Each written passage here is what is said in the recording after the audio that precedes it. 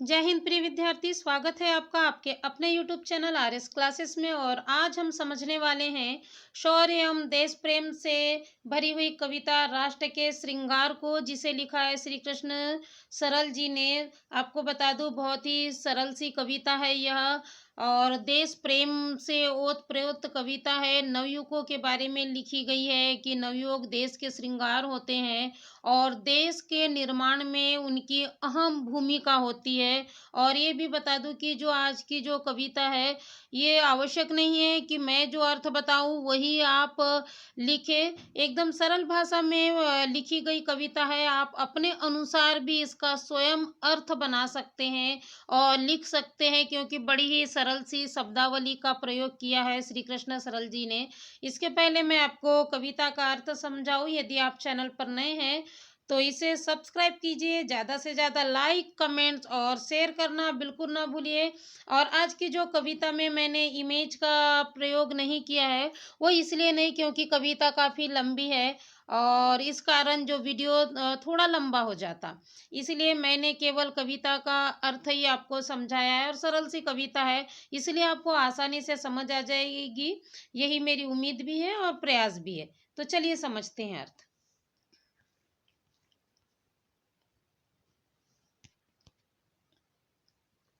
राष्ट्र के श्रृंगार मेरे, देश के साकार सपनों, देश की स्वाधीनता पर आज तुम आने न देना।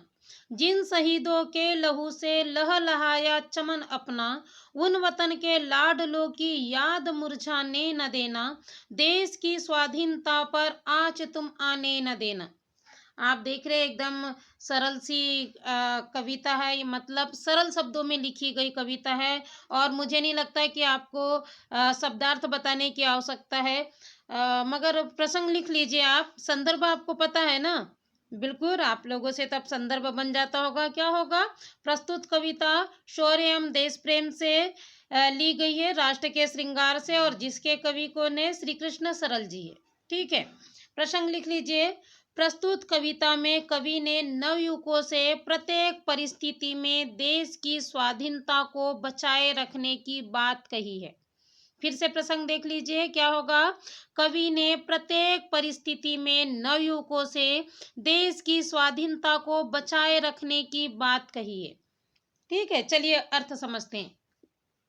राष्ट्र के श्रृंगार मेरे, देश के साकार सपनों, देश की स्वाधीनता पर आज तुम आने न देना।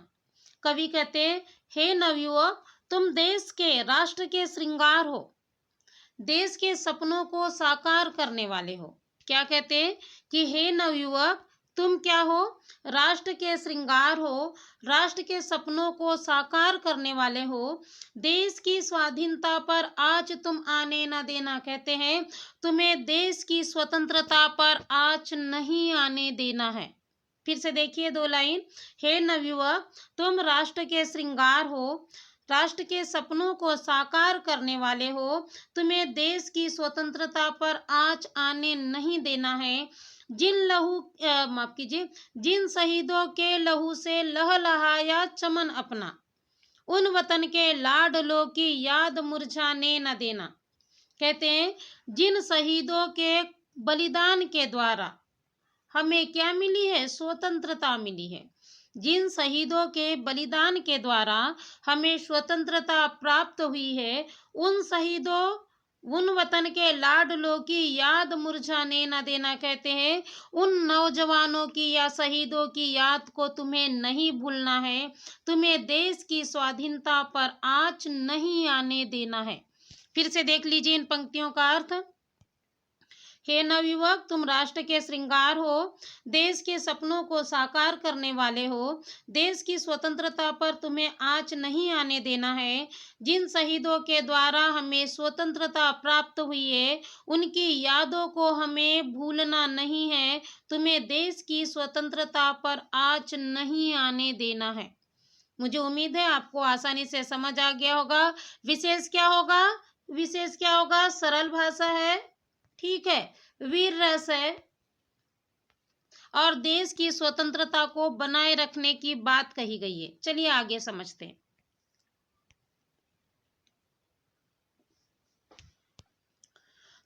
न समझो देश की स्वाधीनता यूं ही मिली है, हर कली इस बाग की कुछ खून पीकर ही खिली है। मस्त सौरभ रूप या जो रंग फूलों को मिला है, यह शहीदों के उबलते खून का ही सिलसिला है। बिछ गए वे नींव में दीवार के नीचे गड़े हैं, महल अपने शहीदों की छातियों पर ही खड़े हैं।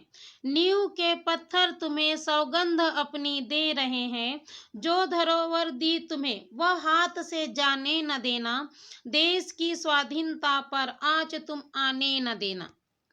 चलिए अर्थ समझ लेते हैं। क्या कहते हैं कवि? तुम न समझो देश की स्वाधीनता यूं ही मिली है। कवि नवयुवकों से कहते हैं कि तुम्हें यह नहीं समझना चाहिए कि हमें आजादी आसानी से प्राप्त हो गई। कहते हैं तुम्हें यह नहीं समझना चाहिए कि हमें आजादी या स्वतंत्रता आसानी से प्राप्त हो गई है। हर कली इस बाग की कुछ खून पीकर ही खिली है। कहते हैं देश के बगीचे की प्रत्येक कली शहीदों के खून के द्वारा सींची गई है। देश के बगीचों की प्रत्येक कली शहीदों के खून के द्वारा सींची गई है। मस्त सौरभ रूप या जो रंग फूलों को मिला है। कहते आज जो सुगंधित हवा रूप रंग जो फूलों को प्राप्त हुआ है, आज जो सुगंधित हवा रूप रंग जो फूलों को प्राप्त हुआ है, यह शहीदों के उबलते खून का ही सिलसिला है। कहते यह शहीदों के बलिदान का ही परिणाम है। क्या कहते हैं? यह शहीदों के बलिदान का ही परिणाम है। बिछ गए वे नींव में दीवार के नीचे गड़े हैं। कहते हैं कि वे हमारी नींव में गड़कर उनके ऊपर हमने क्या किया है? अपने घरों की दीवार का निर्माण किया है। हमारे शहीद क्या हो गए हैं? नींव में नीचे गड़ गए हैं और उनके ऊपर हमने क्या किया है? अपने दीवारों का निर्माण किया है, घर की दीवारों का निर्माण किया है। महल अपने शहीदों की छातियों पर ही खड़े हैं। कहते हैं आज जो बड़े बड़े महल है, उनका निर्माण हमारे शहीदों के बलिदान पर ही किया गया है। नींव के पत्थर तुम्हें सौगंध अपनी दे रहे हैं। कहते हैं वह शहीद तुम्हें सौगंध दे रहे हैं, जो धरोहर दी तुम्हें वह हाथ से जाने न देना। कहते हैं कि जो स्वतंत्रता रूपी धरोहर तुम्हें सौंपी है, उसे तुम्हें अपने हाथ से जाने नहीं देना है। तुम्हें देश की स्वाधीनता पर आँच नहीं आने देना है। फिर से समझ लीजिए अर्थ। कवि कहते हैं कि हे नवयुवक, तुम्हें यह नहीं समझना चाहिए कि देश को स्वतंत्रता इतनी आसानी से प्राप्त हो गई, क्योंकि इस देश के बगीचे की प्रत्येक कली शहीदों के खून के द्वारा सींची गई है। जो आज सुगंधित हवा रूप रंग जो फूलों को प्राप्त हुआ है, वह शहीदों के बलिदान का ही परिणाम है। वह स्वयं नींव में बिछकर उनके ऊपर हमारे घर की दीवारों का निर्माण हुआ है। आज जो हमारे बड़े बड़े महल है, उनके ही बलिदान का परिणाम है। और वह नींव के पत्थर तुम्हें सौगंध दे रहे हैं कि उन्होंने जो स्वतंत्रता रूपी धरोहर तुम्हें प्रदान की है, उसे तुम्हें हाथ से नहीं जाने देना है। तुम्हें देश की स्वाधीनता पर आँच नहीं आने देना है। मुझे उम्मीद है आपको इन पंक्तियों का अर्थ भी आसानी से समझ आ गया होगा। विशेष क्या होगा? वीर रस है, सरल भाषा है, ओज गुण है, देश की स्वाधीनता को बनाए रखने की बात कही गई है। साथ ही मैं आपको बता दूं कि ये काफी ऊर्जावान और ओतप्रोत कर देने वाली कविता है। आप प्रयास कीजिए आपके विद्यालय या किसी ऐसी जगह पर जहां आपको ऐसा लगता है कि लोगों में एक हुंकार भरना है, उनमें एक ऊर्जा का संचार करना है, तो आप इस तरह की जो कविता है बिल्कुल काव्य पाठ कर सकते हैं। चलिए आगे अर्थ समझते हैं। देश के भूगोल पर जब भेड़िए ललचा रहे हो, देश के इतिहास को जब देशद्रोही खा रहे हो, देश का कल्याण गहरी सिसकियां जब भर रहा हो, देश के निर्माण को जब धन से डटकर चल रहा हो, ये ध्वंस है ना, धन नहीं है, और चल रहा हो है ना, ये ध्वंस है। ध्वंस डटकर चल रहा हो। आग यौवन के धनी तुम खिड़कियां शीशे न तोड़ो, भेड़ियों के दांत तोड़ो गर्दने उनकी मरोड़ो। वह जो विरासत में मिला वह खून तुमसे कह रहा है, सिंह की खेती किसी भी सियार को खाने न देना, देश की स्वाधीनता पर आँच तुम आने न देना। चलिए अर्थ समझते हैं। कवि कहते हैं, देश के भूगोल पर जब भेड़िए ललचा रहे हो, कहते हैं जब हमारे देश को विदेशी भेड़िए लालच भरी दृष्टि से देख रहे हो, जब हमारे देश को विदेशी भेड़िए लालच भरी दृष्टि से देख रहे हो, देश के इतिहास को जब देशद्रोही खा रहे हो, कहते जब हमारे देश के इतिहास को देशद्रोही समाप्त करने का प्रयास कर रहे हो, जब हमारे देश के इतिहास को देशद्रोही समाप्त करने का प्रयास कर रहे हो, देश का कल्याण गहरी सिसकियां जब भर रहा हो, कहते जब देश में कल्याण के कार्य धीमी गति से चल रहे हो, जब देश में कल्याण के कार्य धीमी गति से चल रहे हो, देश के निर्माण को जब ध्वंस डटकर चल रहा हो, कहते जब देश के निर्माण को समाप्त करने का प्रयास किया जा रहा हो, जब देश के निर्माण को समाप्त करने का प्रयास किया जा रहा हो, आग यौवन के धनी तुम खिड़कियां शीशे न तोड़ो, कहते हे नवयुवक तुम में आग है, तुम युवक हो, यौवन हो, है ना। हे नवयुवक तुम में क्या है, आग है, तुम अपनी शक्ति का प्रयोग कांच की खिड़कियां तोड़ने में मत करो। हे नवयुवक तुम में आग है, तुम अपनी शक्तियों का प्रयोग कांच की खिड़कियां तोड़ने में ना करो। भेड़ियों के दांत तोड़ो गर्दने उनकी मरोड़ो, कहते तुम्हें विदेशी भेड़ियों के दांत को तोड़ना है और देशद्रोहियों की गर्दनें मरोड़ना है। तुम्हें विदेशी भेड़ियों के दांत तोड़ना है और देशद्रोहियों की गर्दनें मरोड़ना है। जो विरासत में मिला वह खून तुमसे कह रहा है, कहते तुम्हें विरासत में जो खून प्राप्त हुआ है या जो शक्ति प्राप्त हुई है वह तुमसे कह रही है, सिंह की खेती किसी भी सियार को खाने न देना, कि शेर की खेती को किसी भी सियार को खाने नहीं देना है, तुम्हें देश की स्वतंत्रता पर आँच नहीं आने देना है। फिर से समझ लीजिए अर्थ। कवि कहते हैं कि जब देश को विदेशी भेड़िए लालच भरी दृष्टि से देख रहे हो, जब देश के इतिहास को देशद्रोही समाप्त करने का प्रयास कर रहे हो, जब देश में कल्याण के कार्य धीमी गति से चल रहे हो और जब देश के निर्माण को ध्वंस करने का या समाप्त करने का प्रयास किया जा रहा हो, हे नवयुवक तुम में आग है, तुम अपनी शक्ति का प्रयोग कांच की खिड़कियां तोड़ने में ना करो, तुम विदेशी भेड़ियों के दांत तोड़ो और देशद्रोहियों की गर्दन मरोड़ो, क्योंकि जो विरासत में तुम्हें खून या शक्ति प्राप्त हुई है वह तुमसे बार बार कह रही है कि शेर की खेती को किसी भी सियार को खाने नहीं देना, तुम्हें देश की स्वाधीनता पर आँच नहीं आने देना है। मुझे उम्मीद है आपको इन पंक्तियों का अर्थ भी आसानी से समझ आ गया होगा। विशेष क्या होगा, सरल भाषा है, वीर रस है, अनुप्रास अलंकार है और देश की स्वतंत्रता को बनाए रखने की बात कही गई है। चलिए आगे समझते हैं।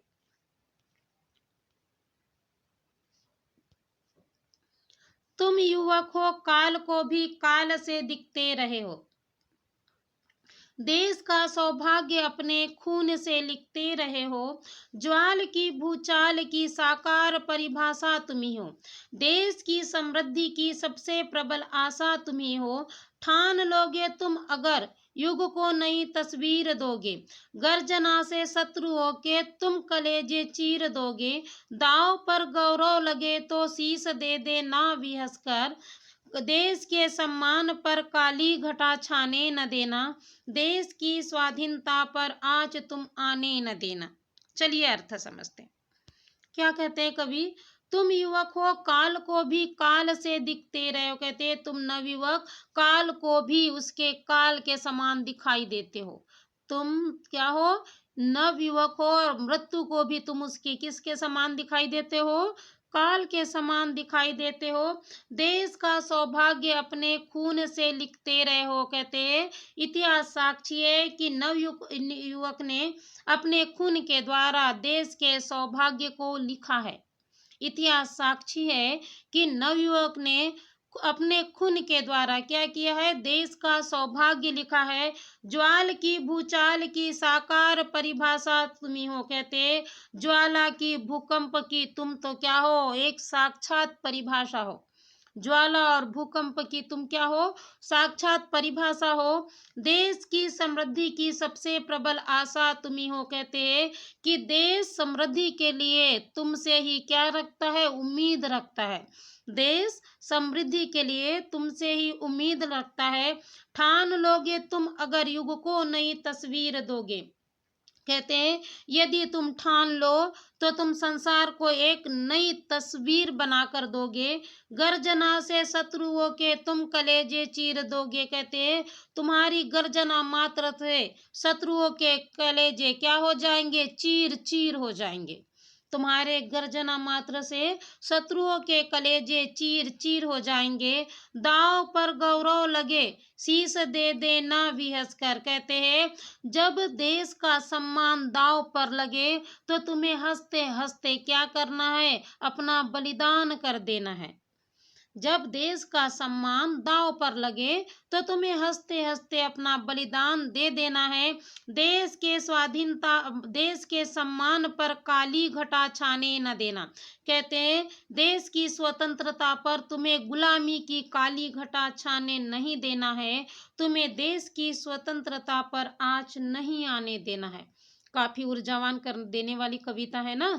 आप लोग भी पढ़ रहे होंगे तो आपको लग रहा होगा एकदम रोंगटे खड़े कर देने वाली कविता है। चलिए फिर से अर्थ समझते हैं। क्या कहते हैं कवि, तुम नवयुवक हो और तुम मृत्यु को भी उसके काल के समान दिखाई देते हो। इतिहास साक्षी है कि नवयुवक ने अपने खून के द्वारा देश का सौभाग्य लिखा है। ज्वाला एवं भूचाल या भूकंप की तुम साक्षात परिभाषा हो। देश अपनी समृद्धि के लिए तुम्ही से उम्मीद रखता है। यदि तुम ठान लोगे तो संसार को एक नई तस्वीर प्रदान करोगे। तुम्हारी गर्जना से शत्रुओं के कलेजे चीर चीर हो जाते हैं। यदि देश का सम्मान दांव पर लगे तो तुम्हें हंसते हंसते अपना बलिदान दे देना है। देश की स्वतंत्रता पर तुम्हें गुलामी की काली घटा छाने नहीं देना है। तुम्हें देश की स्वाधीनता पर आंच नहीं आने देना है। मुझे उम्मीद है आपको इन पंक्तियों का अर्थ भी आसानी से समझ आ गया होगा। विशेष क्या होगा देख लीजिए, वीर रस है, ओज गुण है, सरल भाषा है, अनुप्रास अलंकार है, साथ ही देश की स्वाधीनता को बनाए रखने की बात कही गई है। चलिए समझते हैं।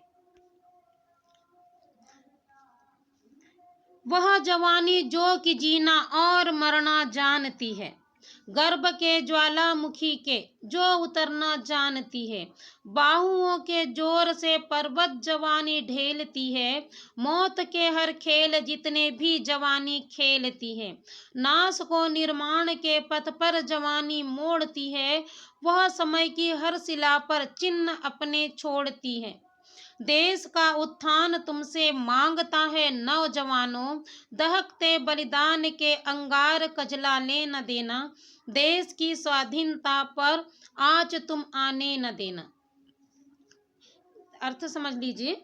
क्या कहते हैं, वह जवानी जो कि जीना और मरना जानती है। कवि कहते हैं नवयुवक देश के लिए जीना और मरना बेहतर तरीके से जानते हैं। नवयुवक देश के लिए जीना और मरना अच्छी तरीके से जानते हैं। गर्भ में ज्वालामुखी के जो उतरना जानती है। कहते हैं नवयुवक ज्वालामुखी जैसे कठिन परिस्थितियों से भी लड़ना जानते हैं। कहते हैं नवयुवक ज्वालामुखी जैसे कठिन परिस्थितियों से भी लड़ना जानते हैं। बाहुओं के जोर से पर्वत जवानी ढेलती है। कहते हैं नवयुवक के बाजुओं में इतनी ताकत होती है कि वो पर्वत को भी पीछे ढकेल सकते हैं। नवयुवक के बाजुओं में इतनी ताकत होती है कि वह पर्वत को भी पीछे ढकेल सकते हैं। मौत के हर खेल है खेल जितने भी जवानी खेलती है। कहते मृत्यु के समान जितने भी भयंकर खेल है सब नवयुवक क्या करता है, उनसे खेलता है। मृत्यु के समान जितने भी भयंकर खेल है या परिस्थितियां हैं, नवयुवक उन सभी से खेलता है। नाश को निर्माण के पथ पर जवानी मोड़ती है। कहते हैं नवयुवक क्या करता है, विनाश को निर्माण के पथ पर ले आता है। नवयुवक विनाश को निर्माण के पथ पर ले आता है। वह समय की हर शिला पर चिन्ह अपने छोड़ती है। नवयुवक प्रत्येक समय की शिला पर अपने कार्यों के चिन्ह छोड़ जाते हैं। नवयुवक समय की हर शिला पर अपने कार्यों के चिन्ह छोड़ जाते हैं। देश का उत्थान तुमसे मांगता है नौजवानों। हे नवयुवक, देश तुमसे प्रगति मांगता है, उत्थान मांगता है। दहकते बलिदान के अंगार कजलाने न देना। कहते तुम्हारे अंदर जो धधकती हुई बलिदान की आग है, उसे तुम्हें राख नहीं होने देना है। तुम्हें देश की स्वतंत्रता पर आँच नहीं आने देना है। चलिए फिर से समझते हैं इसका अर्थ। वह जवानी जो कि जीना और मरना जानती है, गर्भ में ज्वालामुखी के जो उतरना जानती है। कवि कहते हैं नवयुवक देश के लिए जीना और मरना अच्छी तरह से जानते हैं। वह ज्वालामुखी जैसे कठिन परिस्थितियों से लड़ना जानते हैं। नवयुवक अपने बाजुओं के द्वारा पर्वत को भी पीछे ढकेल सकते हैं। मौत के समान जितने भी भयंकर परिस्थितियां हैं, सभी से नवयुवक आसानी से खेलता है या उन परिस्थितियों का सामना करता है। वह नाश को निर्माण के पथ पर ले आता है और समय की शिला पर अपने कार्यों का चिन्ह छोड़ जाता है। हे नवयुवक, देश तुमसे प्रगति उत्थान मांग रहा है और तुम्हारे अंदर जो धधकती हुई बलिदान की आग है, उसे तुम्हें राख नहीं होने देना है। तुम्हें देश की स्वाधीनता पर आँच नहीं आने देना है। उम्मीद है आपको जो ये कविता है राष्ट्र के श्रृंगार, वो आसानी से समझ आ गई होगी। एकदम सरल भाषा में लिखी गई कविता है और इनसे संबंधित जो प्रश्न उत्तर भी है आपसे आसानी से बन जाएंगे और आप भविष्य में बहुत बेहतर कर पाएंगे समाज के लिए, राष्ट्र के लिए और स्वयं के लिए। इसी शुभेच्छा के साथ धन्यवाद।